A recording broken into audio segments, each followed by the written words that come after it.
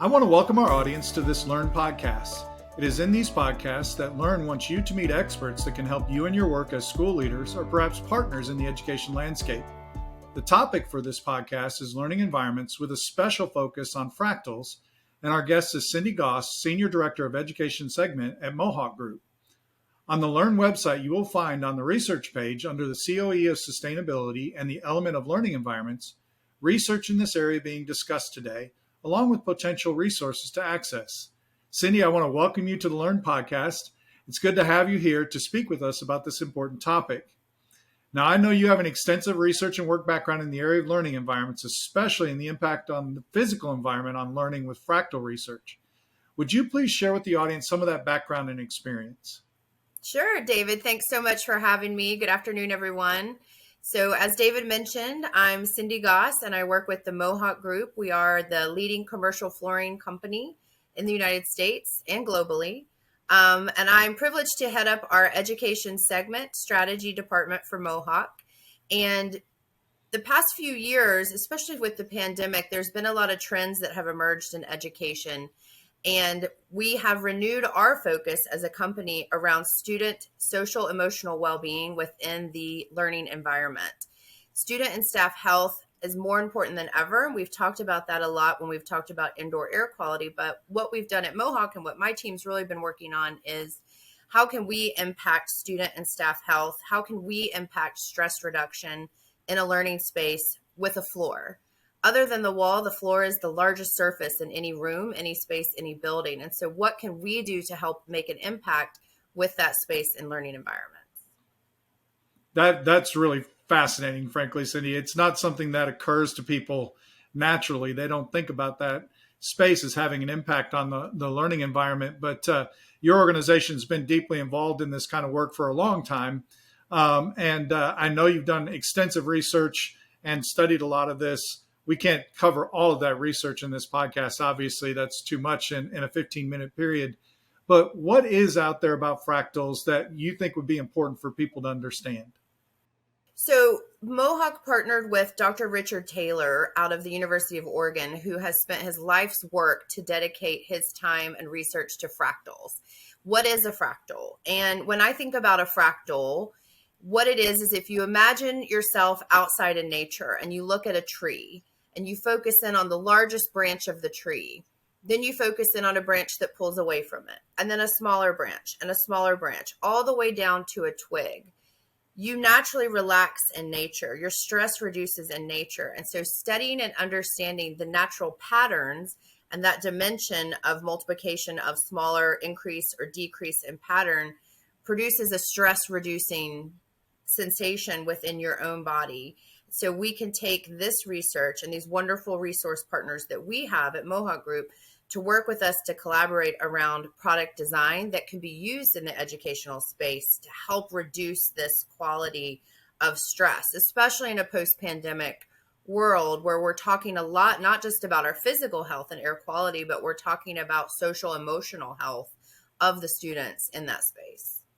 Wow. So, I know I've been a superintendent for a number of years and I've actually looked at flooring more from a comfort and a sound and I guess an aesthetically pleasing kind of manner. But what you're telling me is the patterns matter a great deal, that the research is showing that actually helps reduce the stress levels of students. And I'm guessing that reduction in stress level has some positive outcomes for students as well.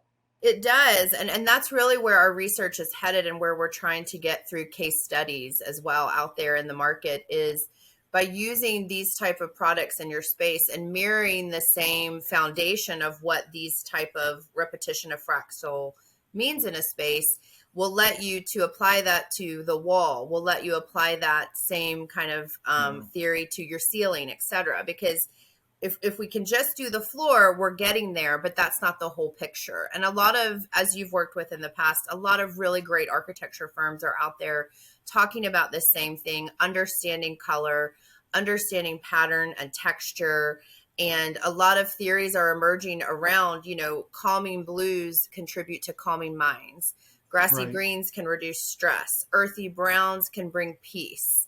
increasing these natural textures and light through biophilia and use of Hmm. fractals in a space can actually increase behavior of kindness in students as Right. well.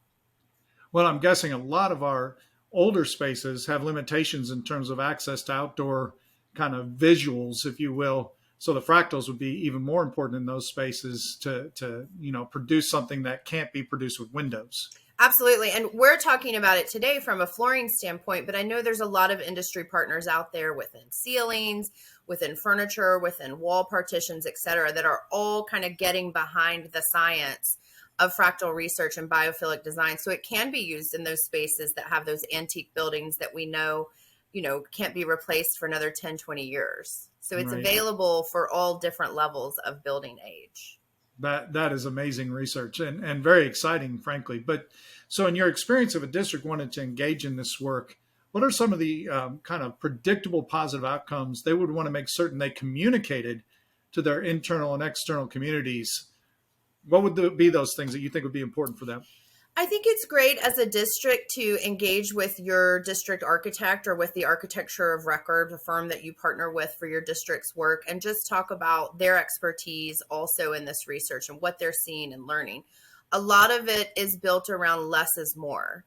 There's a lot of, we've heard from a lot of teachers that they really want these architecture firms to give them like pretty much a blank canvas so they can make it their own. And I think where we're trying to go with that is giving them this blank canvas that is setting them up for success for their Right. students in the classroom. And I think as a district, it's a great conversation to have with your architecture partners. It's a great conversation to have here today and with L.E.A.R.N and kind of combine research that we can all pull together and learn from. Cyndie, that's fascinating because you're talking about the teacher and having worked in schools for 36 years, you can walk into classrooms and see a variety of kind of spaces, right? Where Mm-hmm. in many cases, I know there's research around this.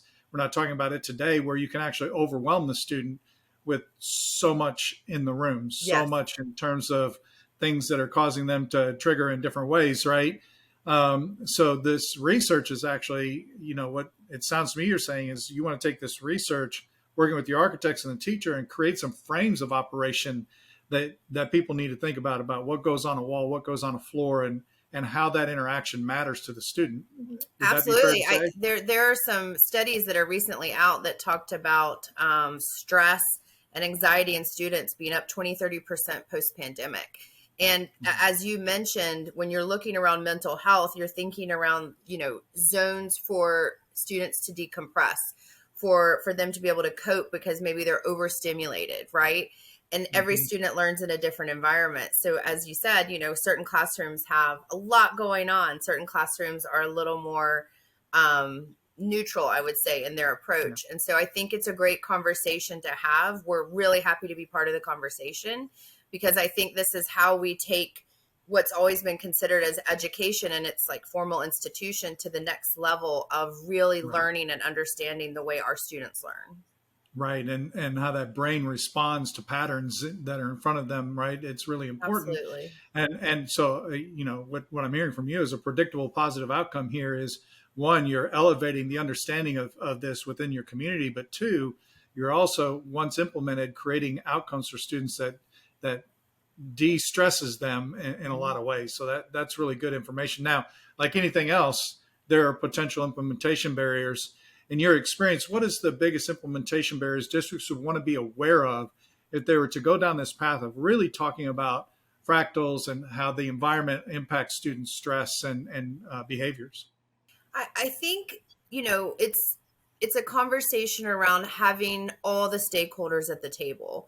I think if we talk about it from a manufacturing standpoint and districts talk about it from a district standpoint and maybe, the principals involved, like it's got to have everybody. We've got to have the Mm-hmm. conversation even with the teachers because many times if we can create this frame or this shell for the learning environment, but we don't have the staff on board with, okay, this is why this appears to be a very minimalistic design by traditional standards, right?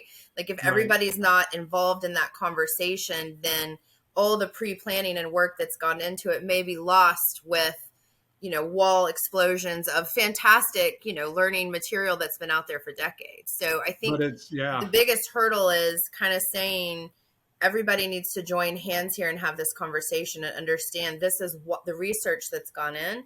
This is why we're doing this method. Here's kind of the white paper research on it, and here's where we need your help, staff and student and right. staff and principals down to each school level to implement it for it to be successful. And I'm assuming we can do that with a degree of autonomy within classrooms, but it still has to be something that's carefully integrated with the fractal patterns that are put in place. Otherwise, you lose that impact. So Right. good point. And what's great about the fractal research is biophilic design and the conversation around biophilia and the importance of bringing nature inside has been around for a few decades now with this conversation. But what fractals does that's a little different is it's not just taking a piece of flooring or a wall or a ceiling and having a leaf on it or having, branches, etc. It's actually taking this repetition of pattern that your mind doesn't necessarily, that you don't realize that your mind is relaxing from and reducing your stress because it's not obvious to you that it is a branch or a leaf or a tree. And so it's really interesting because it can still remain a slate. This doesn't mean because the flooring has this pattern in it that it's the feature of the space. Right. It kind of can still remain this canvas for other things that are important to the staff. Wow. That just sounds like fascinating research and really amazing implementation opportunities. Now, have you seen its effect in schools yet as you've done this work? I know it's early in the work that you're doing, but have you seen the effect on schools? And if you have, would you tell a story about that? Yeah, it is a little early in the implementation. We have launched the initial product that we kind of brought to the market, put us in a price point category that put us in higher education 9 out of 10 times first. So we do have a lot of really fantastic case studies of university behavioral health centers, et cetera, where this product and the other design elements that were put together, brought this different calming space that they weren't accustomed to having previously, especially one with Moorhead College. But we do have some K through 12 districts within Boston, within Seattle, Wisconsin, Nebraska. I mean, you name it, kind of across the country where we're starting to put this in one or two spaces at a time. A lot of times it's a like a counseling kind of resource area, or it's an area for students that have behavioral issues. And again, our piece is to provide this solution, but we really need to have everybody at the table to show the impact that it can have. And that's really where our focus is now, is to get a few partners together out there where we can go at this together and say, okay, let's start looking into case studies around test scores. Are test scores going up? Are we seeing a change from maybe a spring semester to a fall semester to the next spring, where we can really start measuring the effect on these students and be able to pull more information from that? So more to come. We Right. do have a local installation in Texas within Dallas ISD that we're really excited about, and we've got a couple planned for 2023. So stay tuned. We'll be back with more information around this. Well, as you're talking, it occurs to me those spaces where you're trying to really focus on de-stressing children. Even if you were just kind of playing right now, that might be a good place to go. But I think as districts look at the research, they'll probably be more responsive to looking at it across the campuses, not just in those spaces. But still, nonetheless, that would be exciting. Now, is there a district, if someone wanted to go visit right now, that you would recommend they can go visit and learn more about this kind of on site? Not at this time, but we will. I can provide one here in hopefully a couple months when we get a couple more of these installations complete. Okay, sounds good. Now, if a district or partner is interested in exploring more deeply into this work, how would they go about contacting you and arranging for a deeper conversation? Yeah, all of our information is here on the L.E.A.R.N website. I'm super excited to be part of this organization within L.E.A.R.N and for Mohawk Group. And so they're welcome to reach out to me directly, and I can help put them in touch with the local partners that we have to support them in their market. And Cyndie, what is that direct reach out to you? What is that? So my email address would be Cyndie, which is CYNDIE _ GOSS, as in Sam, at Mohawk IND. So it's IND as in dog for industries.com. So Cyndie_Goss at mohawkind.com. Happy to help connect you. Like I said, we do have some university installations that have been in a little bit longer that we've done some case study work around too. So happy to help connect in any way I can.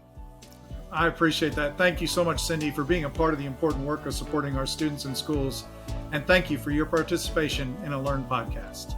Thank you. Thanks, David, for having me.